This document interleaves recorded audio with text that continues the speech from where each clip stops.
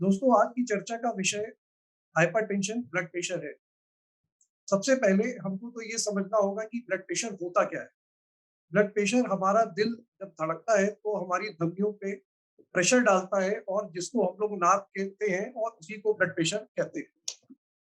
अब normal blood pressure आदमी का 1/120/80 होता है, लेकिन ये हम जब 120/80 से ज्यादा होता है, 140/100 के बीच में है, ऊपर का सिस्टोलिक बीपी और नीचे का 90/60 के बीच में है, तो नॉर्मल बीपी पे आता है।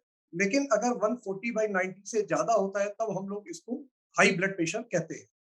अब हमें इसके कारण समझने होंगे कि हमारा बीपी कि क्या कारण है कि हमारा बीपी हाई रहता है, और इसके कारण हमारी जीवन शैली, हमारा मोटापा, जो नशा करना जैसे अल्कोहल, तनाव में रहना, उम्र दराज होना, कुछ पारिवारिक कारण भी हो सकते हैं, अधिक नमक का सेवन करना, पोटेशियम का कम लेना, और हमारे खान पान एक इनकी कॉमन वजह है।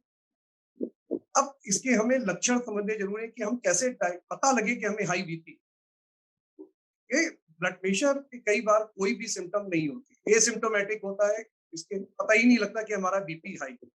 लेकिन हाई बीपी होने पे कई बार सिम्टम्स भी होते हैं, जैसे हेडेक, सर में दर्द होना, जी मिचलाना, आंखों का लाल हो जाना, पैरों में सूजन आ जाना, सांस फूलना, इस तरह के सिम्टम्स भी हो सकते हैं।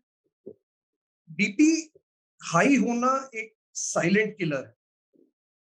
हाई बीपी आपके बॉडी को बहुत से कॉम्प्लिकेशंस पैदा करता है, जैसे आपके हार्ट को नुकसान करता है, आपको एंजाइना हार्ट अटैक कर सकता है, आपके गुर्दे को नुकसान करता है, आपकी किडनी को डैमेज कर सकता है, खून का थक्का जम सकता है, दिमाग पे स्ट्रोक कर सकता है, आंखों पे असर कर सकता है, आंख की रोशनी जा सकती है।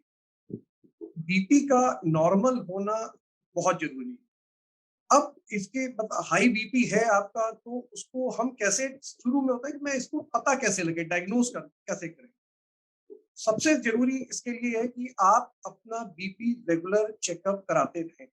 रेगुलर चेकअप कराने से बीपी के आप कई बार बीपी डायग्नोज हो सकता है।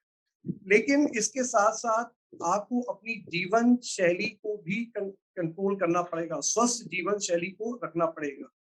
स्वस्थ जीवन शैली का कैसे है कि आपको हमेशा व्यायाम करते रहना है, कोई भी एरोबिक एक्सरसाइज करते रहना है, जॉगिंग करते रहना है, स्विमिंग करते रहना है, कुछ भी इस तरह के, कोई भी योग करते रहना है, कोई भी एक्सरसाइज करना है जिससे कि आप अपने बीपी को कंट्रोल कर सकें। अपने आहार, मेन चीज है आहार, अपनी डाइट को बहुत अच्छा कंट्रोल करना है। आपको सैचुरेटेड फैट, एनिमल फैट्स को अवॉइड करना है, फास्ट फूड को अवॉइड करना है, और दूसरा है कि अपना धूम्रपान, किसी भी तरह का, चाहे टोबैको हो, अल्कोहल हो, नशा करते हैं, आपको उसको अवॉइड करना है, नहीं लेना है। नियमित अपना बीपी चेक कराते रहें, व्यायाम करते हैं, कोई तनाव है किसी तरह का तो उसको कंट्रोल करने के लिए आपको एक्सरसाइज से बहुत हेल्प मिलेगी, मेडिटेशन है, ध्यान करने से हेल्प मिलेगी, म्यूजिक से हेल्प मिलेगी, रिलैक्सेशन किसी भी तरह के हैं उनसे हेल्प मिलेगी, आप जिस चीज से भी रिलैक्स होती है। सोडियम एक बहुत इंपॉर्टेंट है, नमक जो है बहुत इंपॉर्टेंट चीज है, आपको नमक का सेवन कम करना। अब नमक का सेवन कम करने के लिए जरूरी है कि आप फास्ट फूड ना लें। फास्ट फूड में सबसे ज्यादा नमक होता है, बाहर के खाने में सबसे ज्यादा नमक होता है। आइडियली एक आदमी को 5 ग्राम नमक, एक 1 टीस्पून नमक लेना है।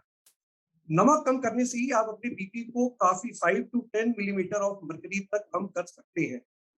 पोटेशियम की मात्रा आप खाने में बढ़ाकर भी आप कर सकते हैं। पोटेशियम आपको मिलेगा फ्रूट्स में, वेजिटेबल्स में, सैलेड्स में। इन कुछ चीजों को लेके आप फ्रूट्स में, जैसे आप केला है, संतरा, मौसमी, अनार, ये सब जितने भी जो भी आपको नॉर्मल फ्रूट्स आपके जो है, जो इस समय सीजनल फ्रूट्स है, उनको आप लेते हैं तो आप उससे पोटेशियम की मात्रा आपको ज्यादा मिलती है और उससे अपने बीपी को नियंत्रण करने में भी हेल्प करती है। बीपी के लिए अगर आपका कभी डायग्नोज होता है तो आपको, ठीक है, डॉक्टर से तुरंत संपर्क करना चाहिए। डॉक्टर आपको मेडिसिन प्रिस्क्राइब करेगा, उसको आपको मेडिसिन को रेगुलर लेना है। अपना बीपी रेगुलर चेकअप कराते रहना है। अपने आप बेटर रहेगा कि आप अपने घर पे बीपी इंस्ट्रूमेंट रखें, खुद चेकअप करें।